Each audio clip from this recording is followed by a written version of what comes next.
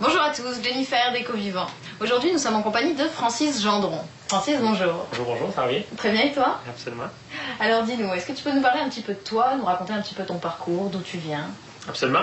Donc, moi, dans le fond, je viens du Québec et ça a toujours été l'endroit que j'ai adoré. J'ai tout de suite, après avoir secondaire, bien entendu, cégep, etc., j'ai décidé d'aller étudier en tourisme d'aventure pour guider des longues expéditions loin dans le nord, le nord du Yukon, nord du Québec, Okay. Labrador, des endroits comme ça. Puis j'ai commencé à m'intéresser beaucoup à l'aspect d'autonomie.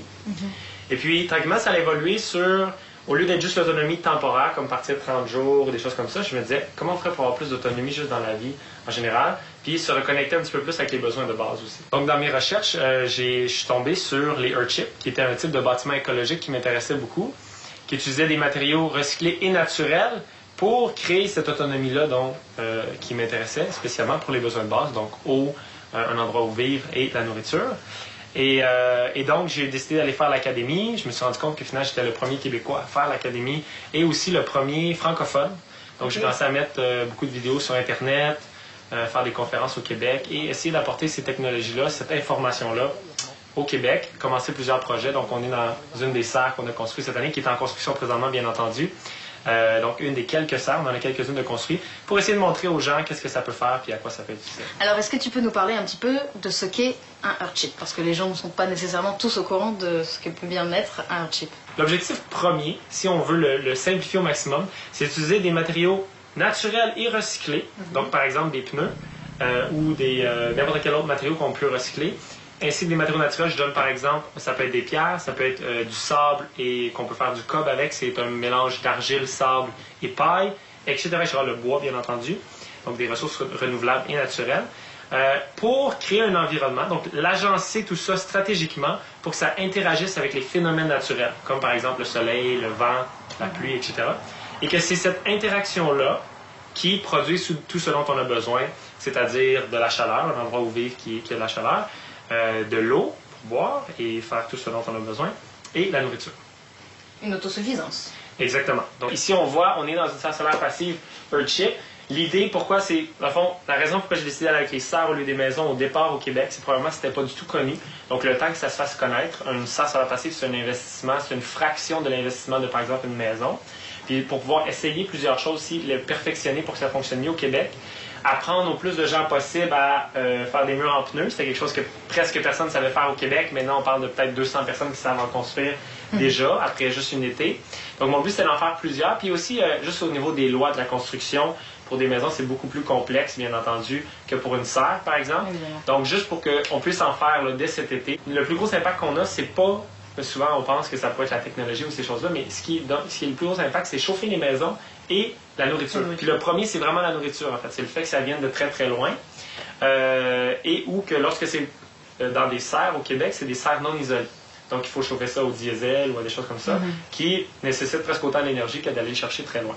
Donc, les serres solaires passives, l'objectif, c'est de démontrer des modèles qui pourraient utiliser soit une fraction de l'énergie ou potentiellement, s'il y a assez de génies québécois qui s'y mettent, je crois fortement que d'ici quelques années, on aurait des serres qui utiliseraient aucune énergie, seulement par l'interaction avec les phénomènes naturels, pour créer un environnement qui ressemble très proche à l'été, au moins 9 à 10 mois par année, potentiellement 12 si justement on a assez de guerriers et de génies qui mettent la main à la pâte. Alors Francis, Éco-Vivant, c'est une plateforme où on réapprend à se servir de nos instincts, à réécouter un petit peu l'environnement, notre cœur, notre corps, un petit peu tout. Est-ce que toi, tu as quelque chose de particulier à toi qui te permet de te grounder ou de te rappeler à l'ordre quand ça va pas ou quand tu défailles un petit peu? Depuis toujours, en fait, j'ai ma routine du matin qui m'aide vraiment à me préparer pour la journée, à me grounder, comme tu dis, mais aussi à juste me mettre dans l'état positif que je veux être pendant cette journée-là. Puis je le sais que les fois où est-ce que je ne l'ai pas fait pendant trop longtemps, je perdais cette énergie-là, puis cette vibe-là, puis cette inspiration-là que je peux créer le matin.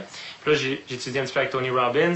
Il appelle ça le Hour of Power, l'heure de pouvoir le matin. Puis là, j'ai vraiment justement un petit horaire qui inclut justement la gratitude, donc remercier pour tout ce que j'ai, le plan de la journée, un petit peu d'exercice, etc. Donc une petite routine que je fais le matin. Et justement, quand je réussis à le faire de manière stable, puis je te dirais que ça va assez bien là, présentement, c'est ça qui donne la drive et qui fait que j'ai pas besoin d'aller chercher mon énergie en la suçant sur les autres, puis en essayant d'aller chercher l'énergie des autres personnes, mais qu'au contraire, je peux l'apporter aux autres. Puis il y a des nouvelles C'est peut-être, je crois qu'il y a un DVD qui va sortir sous peu. Absolument, il y a un DVD avec un e-book. On a filmé, dans le fond, toute la construction de cette serre-ci. Dans le e-book, il va y avoir les plans, puis la partie écrite, les listes d'outils, etc., etc.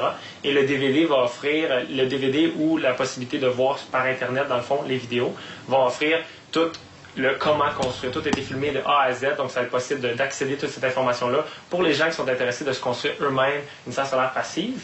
Et ça va sortir probablement à la fin octobre, début novembre 2013. Donc, incroyable. Absolument. Merci beaucoup. C'était Francis Gendron sur Écovivant. À très bientôt. N'hésitez pas à me retrouver sur www.ecovivant.com ou encore les différents réseaux sociaux, où vous pouvez encore vous abonner à ma chaîne YouTube et laisser des commentaires. Je suis là pour vous répondre. Alors on se dit à très vite. Bye bye.